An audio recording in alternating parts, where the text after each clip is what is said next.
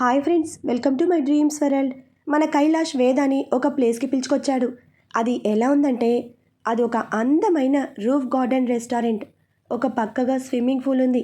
దాని చుట్టూరా చిన్న చిన్న మొక్కలు, కొన్ని చెట్లు పూల కుండీలలో, ఇంకా కొన్ని లతలు ఉన్నాయి. కింద నేల తెలియకుండా గడ్డి కాలికి తగులుతోంది. అక్కడ మామూలు లైట్లకి బదులు అన్ని చోట్ల క్యాండిల్స్ వెలిగించున్నాయి. ఆ క్యాండిల్స్ అన్నీ వాళ్ళు నడిచే దారిలో వాళ్ళకి దారి చూపించేటట్టుగా చిన్న చిన్న గాజు సీసాల్లో ఉన్నాయి. ఆ టేబుల్కి దగ్గరలోకి వచ్చేటప్పటికి అక్కడ ఇంకా కొన్ని క్యాండిల్స్ లవ్ సింబల్ వచ్చేలా పేర్చి ఉన్నాయి. ఆ క్యాండిల్స్ అన్నీ సెంటెడ్ క్యాండిల్స్ అవ్వడంతో అన్నీ కూడా చిన్నగా చూడముచ్చటగా అందంగా ఉన్నాయి. వాటి నుండి వచ్చే సువాసన చాలా బాగుంది. మనసుకి హాయిని కలిగిస్తోంది. వీటికన్నా ఆమెను ఇంకా ఆశ్చర్యపరిచిన విషయం, అక్కడ మధ్యలో ఒకే ఒక టేబుల్ ఉంది. అది కూడా స్విమ్మింగ్ పూల్కి దగ్గరలో ఉంది. ఆ స్విమ్మింగ్ పూల్లో కూడా చిన్న చిన్న క్యాండిల్స్ వెలిగించి నీటి మీద తేలుతూ ఉన్నాయి. అక్కడున్న టేబుల్ మీద కూడా క్యాండిల్స్ వెలిగించి ఉన్నాయి. వాటితో పాటు 2 అందమైన గ్లాసులు, వాటి పక్కన 2 ఫ్లవర్ వాజులు అటు ఇటు అమర్చి ఉన్నాయి. అంతేకాదు, ఆ టేబుల్ మీద గులాబీ రేకులు లవ్ సింబల్లో ఉన్నాయి. టేబుల్ చుట్టూరా రెడ్ కలర్లో బెలూన్స్ పరిచి ఉన్నాయి. ఆ టేబుల్కి అటు ఇటు 2 కుర్చీలు వేసి ఉన్నాయి. వెన్నెల వెలుగులో అక్కడంతా ఇంకా అందంగా కనిపిస్తున్నాయి. అక్కడ ఆ వాతావరణాన్ని చూస్తుంటే ఆమె కళ్ళలో ఒక రకమైన మెరుపు కనిపించింది. ఆమెని అక్కడికి తీసుకొచ్చినప్పటి నుండి ఆమె మొహంలోకి తదేకంగా చూస్తున్న కైలాష్ ఆ కళ్ళలో మెరుపులను చూడగానే చాలా ఆనందంగా అనిపించింది. తన ఏర్పాట్లు వేదకి చాలా నచ్చాయని ఆమె మొహమే చెప్తోంది. ఆమె అలా ఆశ్చర్యంలో ఉండగానే అతను ఎక్కడి నుండి తీశాడో ఒక ఫ్లవర్ బుకేని తీసి ఆమెకిచ్చాడు. వెల్కమ్ అంటూ ఆమె దాన్ని అందుకుని అతని వైపు చూసింది. ఆమె ఇంకా ట్రాన్స్లోనే ఉంది. రండి మేడం అంటూ తన చేతిని ముందుకు చాపాడు. ఆమె అతని చేతిలో తన చేతిని కలిపి ముందుకు నడిచింది. ఆమెను ఆ టేబుల్ దగ్గర తీసుకెళ్ళి ఒక కుర్చీని వెనక్కి జరిపి కూర్చోండి అన్నాడు. ఆమె అతని వైపు చూస్తూనే కూర్చుంది. అతను టేబుల్కి అటువైపుకి వెళ్ళి కుర్చీలో కూర్చున్నాడు. ఎలా ఉంది, నీకు నచ్చిందా? చాలా అంది. ఆ క్యాండిల్ వెలుగులో ఆమె కళ్ళు తల తల మెరిసిపోతున్నాయి. నిజంగా చాలా బాగుంది అంది చుట్టూ చూస్తూ. ఆమెకి ఆ ఏర్పాట్లన్నీ ఎంతసేపు చూసినా తనివి తీరడం లేదు. అవును, ఇక్కడ ఎవరూ లేరేంటి? అతను నవ్వుతూ, ఎవరూ లేరు కాదు, ఎవరూ రారు మనం పిలిచేదాకా. ఇక్కడ మెనూ లేదు, ఏం లేదు. నీకేది కావాలంటే అదే వస్తుంది. చెప్పు, ఏం తింటావు అన్నాడు. ఆమె ఏం మాట్లాడకుండా లేచి వెళ్ళి టెర్రస్ మొత్తం తిరుగుతోంది.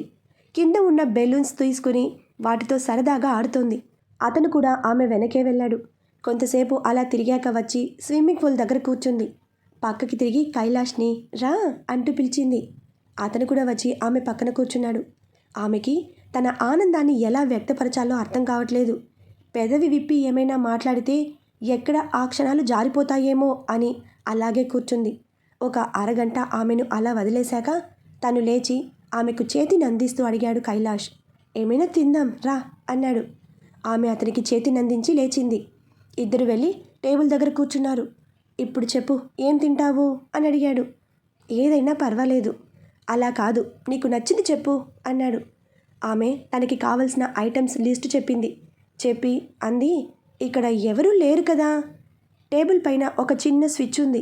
దాన్ని ఆన్ చేస్తే మేనేజర్ రూమ్కి కనెక్ట్ అవుతుంది. అతను వెయిటర్ని పంపిస్తాడు.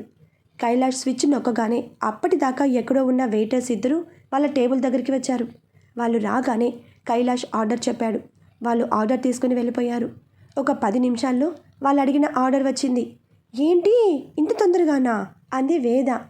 వాళ్ళు సర్వ్ చేస్తుండగా మీరు వెళ్ళండి, ఏమైనా అవసరం ఉంటే నేనే పిలుస్తాను అన్నాడు కైలాష్. వాళ్ళు వెళ్ళిపోయాక తనే లేసొచ్చి వేదాకి సర్వ్ చేశాడు. తినండి మేడం అంటూ. ఆమె నవ్వుతూ, ఇదేంటి వాళ్ళు సర్వ్ చేస్తారు కదా అంది. ఆహా, అంతసేపు వాళ్ళు మన మధ్య ఉండడం నాకు ఇష్టం లేదు. నీతో టైం స్పెండ్ చేయడానికి ఇంత కష్టపడి ఇది అరేంజ్ చేశాను, కానీ వాళ్ళతో స్పెండ్ చేయడానికి కాదు. అయినా ఇవాళ నీకు నేనే సర్వ్ చేస్తాను అన్నాడు. అతని మాటల్లో భావం ఆమెను ఉక్కిరి బిక్కిరి చేసింది. తింటున్నంతసేపు వాళ్ళిద్దరి చూపులు కలుసుకుంటూనే ఉన్నాయి. వాళ్ళు తినడం పూర్తయ్యాక వెయిటర్స్ వచ్చి డిషెస్ అన్నీ తీసుకెళ్లారు. ఇప్పుడే వస్తా అని చెప్పి కైలాష్ వెళ్ళాడు. అక్కడ వేద ఒక్కతే ఉంది. ఆమెకి ఇదంతా చాలా ఆహ్లాదంగా ఉంది. ఈరోజు ఇంత ఆనందంగా గడుస్తుందని తను ఊహించలేకపోయింది. కైలాష్ భావం ఏంటో, అతను ఏం చెప్పాలనుకుంటున్నాడో ఆమెకు అర్థమైంది. దానికి జవాబు కూడా ఆమె దగ్గర సిద్ధంగా ఉంది. అయినా ఎందుకో తెలియని బెరుకు, కంగారు, బిడియం ఆమెను ఉక్కిరి బిక్కిరి చేస్తున్నాయి. అక్కడ కూర్చోలేక లేచి వెళ్ళి స్విమ్మింగ్ పూల్ దగ్గర నిల్చుంది. కైలాష్ ఆమె వెనకే చప్పుడు చేయకుండా వచ్చాడు. ఆమె వెనుకగా వచ్చి ఆమె మెడలో నెక్లెస్ వేశాడు. మెడ దగ్గర ఏదో తగిలేసరికి ఏంటా అని చూసింది వేద. ఆమె మెడలో నెక్లెస్ ఉంది. ఆమె ఆశ్చర్యంగా వెనక్కి తిరిగి చూసేసరికి కైలాష్ ఆమె ముందు ఉన్నాడు. ఆమె ఏదో మాట్లాడే లోపే జేబులో చేయి పెట్టి ఒక ఉంగరం తీశాడు. వేద ఎడమ చేతిని తన చేతిలోకి తీసుకుని ఆ ఉంగరాన్ని ఆమె చేతికి తొడిగాడు. వేద, ఈ క్షణం ఎప్పటికీ శాశ్వతంగా మన జీవితంలో ఒక మధుర జ్ఞాపకంగా నిలిచిపోవాలి. మనం ఈ రోజు నుంచి కొత్త జీవితానికి స్వాగతం పలుకుదాం. ఎంత చిన్న సంతోషమైనా, ఎంత చిన్న బాధ అయినా ఇద్దరం సమానంగా పంచుకుందాం. నేను నిన్ను సంతోషంగా నా జీవితంలోకి ఆహ్వానిస్తున్నాను. మనస్ఫూర్తిగా నాకు తోడుండాలని కోరుకుంటున్నాను. నిన్ను నా ప్రాణంతో సమానంగా చూసుకుంటాను. నువ్వు ఒప్పుకుంటే మనం మళ్ళీ పెళ్లి చేసుకుందాం.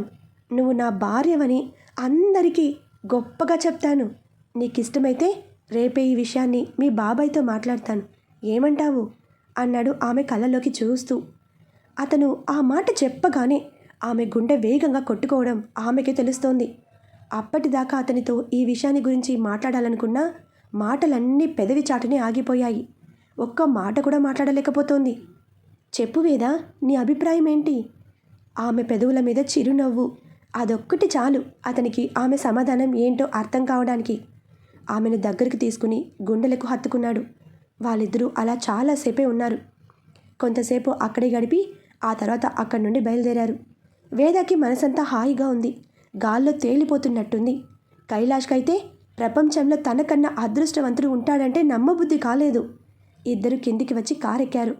వాళ్ళు బయలుదేరేటప్పటికి రాత్రి 11:30 దాటింది.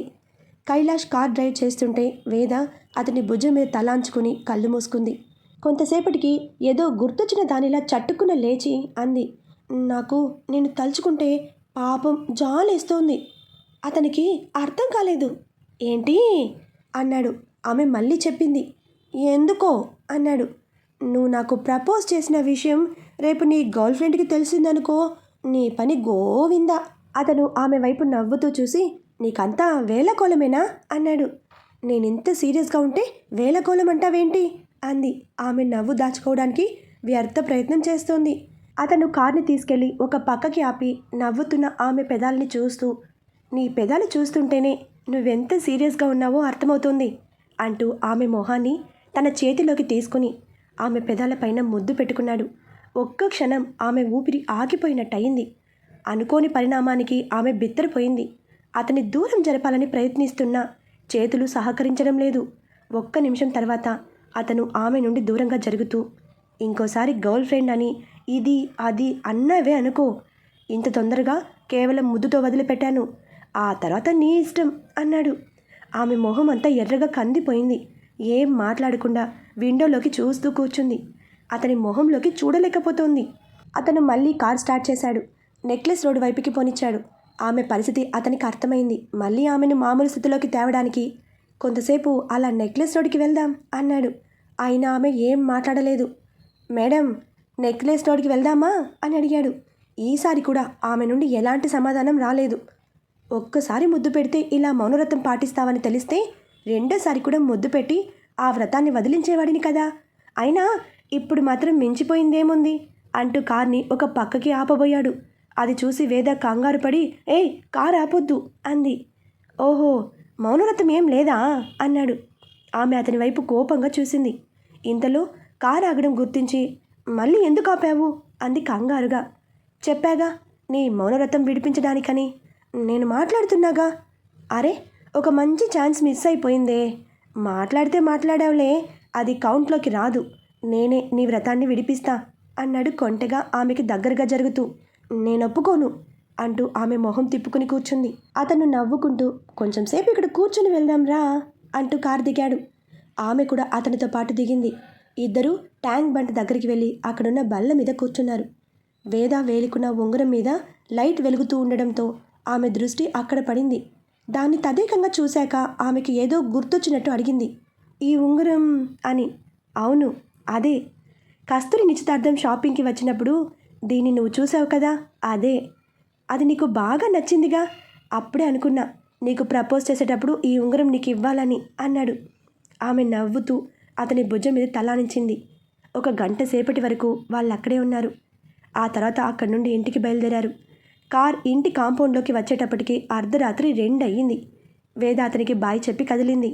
అతనికి ఆమెను ఇప్పుడే ఇంటికి తీసుకెళ్లాలని ఉన్నా వాళ్ళ బాబాయ్తో మాట్లాడి పెళ్లి జరిగాక అప్పుడు తీసుకొద్దామనుకున్నాడు. పైకి వెళ్ళిన వేద మంచం మీద పడుకుందన్న మాటే కానీ ఎంతసేపటికి నిద్ర పట్టలేదు. సాయంత్రం నుండి జరిగిన సంఘటనలు పదే పదే గుర్తొస్తున్నాయి. కైలాష్ ఇంత అందంగా ప్రపోజ్ చేస్తాడని ఆమె ఊహించలేకపోయింది. అతను తన కోసం ఇంత చేసినప్పుడు తను కనీసం అతనికి ఐ లవ్ యూ కూడా చెప్పలేకపోయింది. అది ఆమెకి నచ్చలేదు. కైలాష్తో ఆ మాట చెప్పాలనుకుంది. అతని కోసం ఆమె కొన్న వాచ్ని అతనికి ఇవ్వాలనిపించింది. వెంటనే మంచం మీద నుండి లేచి దాన్ని చేతిలోకి తీసుకుని కైలాష్కి మెసేజ్ పెట్టింది. ఒకసారి టెర్రస్ మీదకి రా అని. మెసేజ్ పెట్టాక ఆమె తలుపులు దగ్గరికి వేసి మేడ మీదకి వెళ్ళి అతని కోసం వెయిట్ చేస్తోంది. ఆమె మేడ మీదకి వచ్చిన 2 నిమిషాలకి అతను కూడా వచ్చాడు. సడన్గా మెసేజ్ చూడడంతో ఏమైందా అని అనుకుంటూ వచ్చాడు. ఏంటి వేదా, ఏమైంది అని మృదువుగా అడిగాడు. ఆమె అతని చేతిని పట్టుకుని పిట్టగోడ దగ్గరికి తీసుకెళ్ళింది. ఏంటి విషయం? నేను ఇందాకే నీతో ఒక విషయం చెప్పాలనుకున్నా కానీ చెప్పలేదు. ఏంటి అన్నాడు ఆమె వంక సూటిగా చూస్తూ. నువ్విలా సూటిగా చూస్తే నేను చెప్పలేను అంది తడబడుతూ. అయితే నీ కళ్ళలోకి చూడొద్దంటావు. సరే, మరెక్కడ చూడను? నీ పెదాలని, పోనీ నీ నడుముని, పోనీ నీ. ఇలా అయితే నేను వెళ్ళిపోతా అంది వెనక్కి తిరిగి ఒక అడుగు ముందుకు వేస్తూ. సరే సరే, నేనేం మాట్లాడనులే, నువ్వే చెప్పు, వింటాను అన్నాడు. ఆమె కళ్ళు పెద్దవి చేసి చూసింది. సరే సరే అని కళ్ళు మూసుకున్నాడు. ఇప్పుడు చెప్పు. నేను చెప్పేదాకా కళ్ళు తెరవద్దు. సరే అన్నాడు బుద్ధిగా కళ్ళు మూసుకుంటూ. ఆమె అతని చేతిని ముందుకు చాపి తను కొన్న వాచ్ అతని చేతికి పెట్టింది. అతను దాన్ని తడుముకుంటూ కళ్ళు తెరవచ్చా అన్నాడు. ఆహా, ఇప్పుడే కాదు అని అతనికి దగ్గరగా జరిగి అతని చెవిలో ఐ లవ్ యూ అని చెప్పి బుగ్గ మీద ముద్దు పెట్టి వెనక్కి తిరిగింది కిందకి వెళ్ళిపోవడానికి. అతని చెవి దగ్గర ఆ మాట గుసగుసగా వినిపించేసరికి కళ్ళు తెరిచి ఆమెను గట్టిగా హత్తుకుందాం అనుకున్నాడు. కానీ వేద చెప్పింది గుర్తొచ్చి ఆగిపోయాడు. ఆమె అతనికి అంత దగ్గరగా వచ్చాక ఇంకా కళ్ళు మూసుకుని ఉండడం కష్టంగా అనిపించింది. ఇంతలో బుగ్గ మీద వేద పెదవుల స్పర్శ తగిలేసరికి వేద చెప్పింది కూడా మర్చిపోయి కళ్ళు తెరిచాడు. అప్పుడే వేద వెళ్ళడానికి 2 అడుగులు వెనక్కి వేసింది. అంతే, వెళ్తున్న ఆమె చెయ్యి పట్టుకుని ఆపాడు. ఏయ్, అలా రెచ్చగొట్టి పారిపోతా అంటే ఎలా అన్నాడు. కైలాష్ ప్లీజ్. ఆహా, నువ్వు చెప్పినట్టు విని నేను కళ్ళు మూసుకున్నాం కదా, ఇప్పుడు నీ వంతు, నువ్వు కళ్ళు మూసుకో అన్నాడు ఆమె చేయి పట్టి దగ్గరికి లాగుతూ. ఆమె ఎంతగా ప్రయత్నించినా అతని చేతి నుండి తన చేతిని విడిపించుకోలేకపోయింది. నెమ్మదిగా అతనికి దగ్గరగా జరిగి అతని హృదయంలో తలదాచుకుంది. కొంతసేపటి తర్వాత ఇద్దరూ అక్కడే పెట్టెగోడ దగ్గర కూర్చున్నారు. ఒక విషయం అడగనా అంది వేద. ఏంటి? నీకు అసలు నన్ను సంవత్సరం వరకు ఇక్కడ ఉండమని అడగాలని ఎందుకు అనిపించింది? ఇప్పుడు అదంతా ఎందుకు చెప్పు. కాదు, చెప్పు అంది. నాకు నిజం తెలిసాక నేను నిన్ను ప్రేమించడం మొదలుపెట్టాను. ఈ విషయం ఇంట్లో చెప్పాను, ఎలాగైనా నిన్నే చేసుకుంటానని. అమ్మ అంతా విన్నాక నువ్వు ఒప్పుకోవడం చాలా కష్టమని చెప్పింది. అప్పుడే అన్నయ్య ఒక సలహా ఇచ్చాడు. నువ్వు ఇలా దూరంగా ఉంటే మా గురించి ఎప్పటికీ తెలీదు. నీకు నా పైన ఉన్న అపోహ కూడా అలాగే ఉంటుంది. అది పోవాలంటే నువ్వు నాకు దగ్గరగా ఉండాలి, నన్ను రోజు చూడాలి, నేనెలాంటి వాణ్ణో నీకు తెలియాలి. అలా తెలియాలంటే నువ్వు నాకు దగ్గరగా ఉండాలి. కానీ ఎలా? నువ్వు అప్పటికే నా మీద చాలా కోపంగా ఉన్నావు. నీతో మాట్లాడే అవకాశమే నాకు ఇవ్వట్లేదు. అలాంటప్పుడు ఇంకా నా గురించి నీకు ఎలా తెలుస్తుంది? అందుకే అన్నయ్య ఒక ఉపాయం చెప్పాడు. దాని ప్రకారమే ఆ రోజు అన్నయ్య, నేను, అమ్మ నీ దగ్గరికి వచ్చాం. నువ్వు మా మీద కోపంతో ఉండి అసలు మాట్లాడటానికి ఇష్టపడలేదు. అందుకే అన్నయ్య అమ్మ చేత అడిగించాడు. నువ్వు మా ఇంట్లో సంవత్సరం ఉండేలాగా. అలా ఉండకపోతే నేను పెళ్లి చేసుకున్న సంగతి మీ బాబాయ్కి చెప్తాం. ఆయనే ఆలోచించి ఏది మంచో ఏది చెడో నిర్ణయం తీసుకుంటారని. మేము అనుకున్నట్టుగానే నువ్వు ఆ మాట చెప్పగానే భయపడిపోయావు. అవును, జీవితాంతం ఉండే కన్నా 1 సంవత్సరం కళ్ళు మూసుకుంటే అయిపోతుందని అనుకున్నా. అందుకే ఒప్పుకున్నా. ఊరికే ఒప్పుకున్నావా? దానికి కూడా 1,00,000 చెప్పావు. మీతో కలిసి ఉండను, నాకు వేరే రూమ్ కావాలి, నాతో ఎవ్వరూ మాట్లాడొద్దు, నా గురించే పట్టించుకోవద్దు అంటూ. ముందు నువ్వొస్తే చాలని అన్నింటికి సరే సరే అని ఒప్పుకున్నాం అన్నాడు. అమ్మో, ఇంత ప్లాన్ వేశారా అంది వేద. మరి నేను అంత తొందరగా దూరం చేసుకుంటానా అన్నాడు నవ్వుతూ. మీరు అలా చేసేసరికి నాకప్పుడు మీ అందరి మీద చాలా కోపం వచ్చింది. కానీ మెల్లమెల్లగా అది కరిగిపోయింది. నిజంగా మీ అన్నయ్యకి థ్యాంక్స్ చెప్పాలి. అతను అలాంటి సలహా ఇవ్వకపోతే నేను నిన్ను మిస్ చేసుకునేదాన్ని అంది హృదయపూర్వకంగా. ఇద్దరూ రాత్రంతా కబుర్లు చెప్పుకున్నారు. ఎప్పుడు పడుకున్నారో ఇద్దరికీ తెలియలేదు. మరుసటి రోజు ఉదయం చందన ఏదో పని మీద మేడ మీదకి వచ్చేసరికి వేద కైలాష్ భుజం మీద తలాంచుకొని పడుకుంది. కైలాష్ పిట్టగోడికి తలాంచి పడుకున్నాడు. చందన చప్పుడు చేయకుండా కిందకి వెళ్ళి ఈ విషయం చెప్పింది. నిజమా అంది రాధ. పోనీలే, ఇప్పటికైనా వాళ్ళిద్దరూ కలిశారు, అంతే చాలు అనుకుంది. ఎండ మరీ ఎక్కువ తగలడంతో కైలాష్కి మెలకు వచ్చింది. లేచి చూసేసరికి వేద అతని భుజం మీద నిద్రలో ఉంది. అతను ముందుకు వంగి ఆమె బుగ్గ మీద ముద్దు పెట్టుకుని ఆమెనెత్తుకుని కిందకి తీసుకొచ్చి ఆమె గదిలో పడుకోబెట్టాడు. కిందకి వెళ్ళేసరికి అందరి మొహాలు సంతోషంగా ఉండడం గమనించాడు. వాళ్ళకి విషయం అర్థమయ్యిందని అతనికి తెలిసిపోయింది. రాధ అడిగింది, ఏరా ప్రెసిడెంట్ గారితో మాట్లాడదామా అని. అతను నవ్వుతూ అవునమ్మా మాట్లాడాలి అన్నాడు. ఆవిడని దగ్గరికి తీసుకుంటూ థ్యాంక్స్ అమ్మా, నాకింత మోరల్ సపోర్ట్ ఇచ్చినందుకు అన్నాడు. నేనిప్పుడే వదిన దగ్గరికి వెళ్తా అంటూ పరిగెత్తింది చందన. తనింకా నిద్రపోతోంది, ఇప్పుడే లేపకు అన్నాడు ఆమె చేయి పట్టుకుని ఆపుతూ. అబ్బో, అప్పుడే అంత సపోర్టా అంటూ అతడిని ఆట పట్టిస్తోంది చందన. రాధ నవ్వుకుంటూ వెళ్ళి ప్రెసిడెంట్ గారికి ఫోన్ చేసి విషయం చెప్పింది. ఆయనకి నమ్మబుద్ధి కాక నేరుగా రండి, మిగిలిన విషయాలు మాట్లాడుకుందాం అని చెప్పి ఫోన్ పెట్టేసి వెంటనే వేదాకి కాల్ చేశారు. మంచి నిద్రలో ఉన్న వేద ఎవరు ఫోన్ చేశారో చూసుకోక హలో అంది మత్తుగా. వేదా, హలో, నీకు కైలాష్ని పెళ్లి చేసుకోవడం ఇష్టమేనా తల్లి? ఇంత మంచి విషయాన్ని అలా ఒక్క మాటలో చెప్తే ఎలా తల్లి? అప్పుడు నిద్రమత్తు వదిలింది వేదాకి. బాబాయ్, ఏంటి వచ్చే ముహూర్తంలోనే మీ పెళ్ళి ఏర్పాట్లు చేయమంటావా? మీ ఇష్టం బాబాయ్. ఎన్ని రోజులకి నువ్వు సరేనన్నావు? అంతా ఆ దేవుని దయ. అవును బాబాయ్, కైలాష్ నాకు దొరకడం దేవుడి వరమే. ఆయన నవ్వి సరేలే కానీ మీ అత్తగారి దగ్గర మాట్లాడాను, వాళ్ళందరూ ఈరోజు బయలుదేరుతున్నారు, నువ్వు వాళ్ళతో పాటు ఇక్కడికి వచ్చేయి. అందరూ ఊరికి వెళ్ళి వేద కైలాష్ల పెళ్లికి ముహూర్తం పెట్టారు. అది కూడా వారం రోజులలోనే. దగ్గరి బంధువులకు అందరికీ నేరుగా ఆహ్వానం పలికారు. దూరపు బంధువులకు ఫోన్ చేసి విషయం చెప్పారు. అంజలికి విషయం చెప్తే తనకి సంబంధం లేదు అని ఫోన్ పెట్టేసింది. కానీ ఆ విషయం ప్రెసిడెంట్ గారు వేదాకి చెప్పకుండా ఫ్లైట్ టికెట్స్ దొరకలేదు అని వీలు చూసుకుని వస్తా అన్నది అని చెప్పారు. కానీ వేదాకి అర్థమైంది తను రాదు అని. డబ్బులకి విలువ ఇచ్చే మనిషికి తను విలువ ఇవ్వదలుచుకోలేదు. మరుసటి రోజు, ఆ రోజే మన వేద పెళ్లి రోజు. శివాని, కస్తూరి, మాలతి అందరూ కలిసి వేదాని పెళ్లి కూతురిగా తయారు చేశారు. మెరూన్ రంగు పట్టు చీరలో, నడుముని దాటి ఊగిసలాడే పూల జడతో, బంగారు పాపిట బిళ్ళతో, నుదుటిన బాసికం పెట్టుకుని, కళ్యాణ బొట్టుతో, కళ్ళకి కాటుకతో, బుగ్గ మీద చుక్కతో, ముక్కుకి వజ్రాల ముక్కు పొడుకతో, వేద మాట్లాడిన తల తిప్పిన అటు ఇటు ఊగే జుంకాలు, చెంప స్వరాలతో, పెదవులపైన లైట్గా వేసుకున్న లిప్స్టిక్తో, మెడలో పచ్చల హారంతో పాటు వేసుకున్న బంగారు గొలుసుతో, భుజానికి పట్టుకున్న వంకీలతో, 2 చేతులకి వేసుకున్న పెళ్లి గాజులతో, నడుముకి పెట్టుకున్న వడ్డానంతో, చేతులకి కాళ్ళకి ఎర్రగా పండిన గోరింటాకుతో, కాళ్ళకి మెరిసిపోతున్న వెండి పట్టీలు పెట్టుకుని చూడడానికి 2 కళ్ళు కూడా సరిపోవు అనిపించే అంత అందంగా ఉంది. వేదాని అలా చూస్తున్న శివాని, ఎంత అందంగా ఉన్నావే, మా దిష్టి తగిలేలా ఉంది. కైలాష్ కనుక నిన్ను ఇలా చూశాడంటే అక్కడికక్కడే నిన్ను ఎత్తుకుపోతాడు అని నవ్వింది. అమ్మో, ఆ పని మాత్రం చేయకండే, అసలే చాలా కష్టపడి ఇన్ని ఏర్పాట్లు చేశాం. నిన్ను ఇలా చూస్తే ఆగడం కష్టమైనా పెళ్ళి అయ్యే వరకు ఆగమని చెప్పు కైలాష్కి అంది కస్తూరి. ఏయ్ అని బెదిరింపుగా వేద వాళ్ళ మాటలకి బుగ్గలు ఎరుపెక్కుతుంటే, అబ్బో ఇదంతా సిగ్గే అంది మాలతి. వదినా ప్లీజ్ అంది వేద గారంగా. ఈలోగా గౌరీ పూజకి టైం అవుతుండడంతో పూజారి గారు వేదాన్ని పిలిచారు. వేదాని పెళ్లి బట్టలో కూర్చోపెట్టి ఆమె చేత గౌరీదేవికి కుంకుమతో పూజ చేయిస్తున్నారు. ఆ పెళ్లి బుట్టని కూడా చుట్టూరా పసుపు ఎరుపు కలగలిపిన మెత్తని బుట్ట చుట్టూ బుట్ట లోపల అమర్చి దాని మీద పూసలతో అలంకరించారు.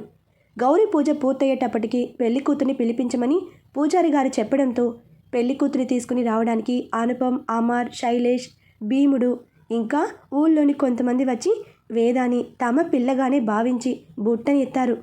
పెళ్లి బట్టల్లో వేద చేతిలో కొబ్బరి బొండంతో కూర్చుని ఉంది. వేదాన్ని తీసుకుని అందరూ మండపానికి వచ్చారు. వేదాన్ని పెళ్లి బట్టల్లో ఉండగానే చూద్దామనుకున్న కైలాష్ వేద చుట్టూ అందరూ ఉండడంతో కుదరలేదు. వేదాన్ని పీటల మీద కూర్చోబెట్టాక ఆమెను చూడడానికి వాళ్ళిద్దరి మధ్యన కట్టిన తెర అడ్డు వచ్చింది. అబ్బా అనుకుంటూ వేదాన్ని చూడడానికి ఎదురు చూస్తున్నాడు కైలాష్. ఈలోగా కన్యాదానానికి టైం అవ్వడంతో ప్రెసిడెంట్ గారు ఆయన భార్య స్టేజ్ మీదకి వచ్చి వేదాకి ఇద్దరు చెరో వైపు కూర్చున్నారు. ప్రెసిడెంట్ గారు వాళ్ళు కైలాష్ కాళ్ళు కడిగి కన్యాదానం చేశారు.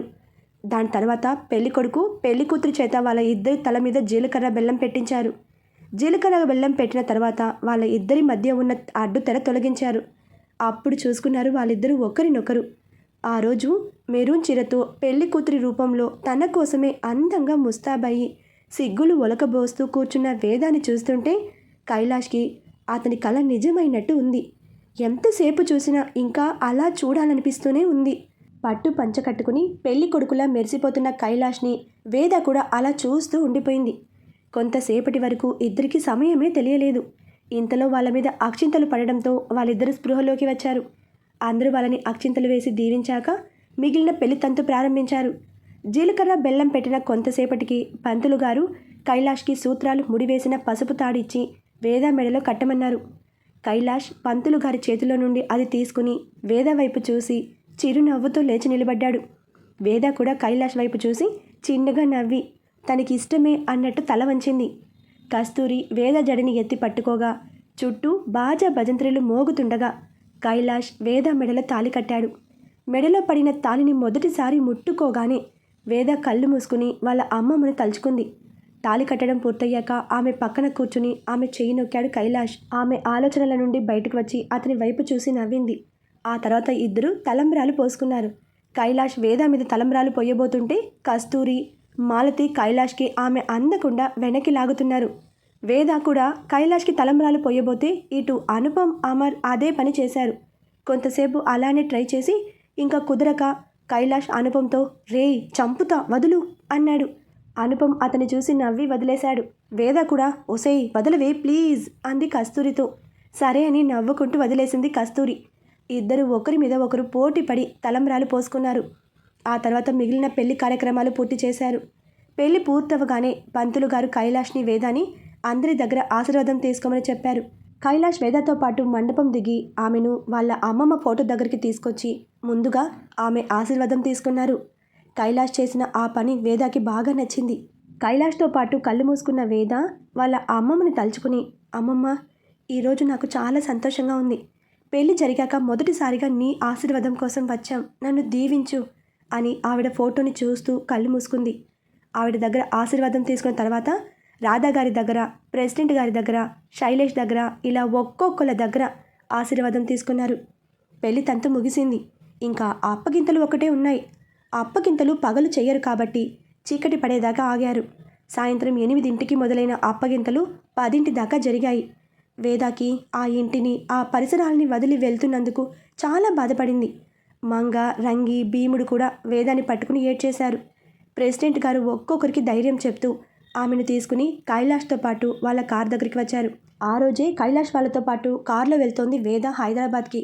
మిగిలిన వాళ్ళకి ఇంకో గంటలో బస్ అరేంజ్ చేశారు. వాళ్ళ బాధ్యత ఇటు ప్రెసిడెంట్ గారు, అటు అనుపమ్, రాధ, చందన తీసుకున్నారు. కైలాష్తో పాటు కార్లో కూర్చుంది వేద. శైలేష్ కార్ డ్రైవ్ చేస్తుండగా హంస అతని పక్కన కూర్చుంది.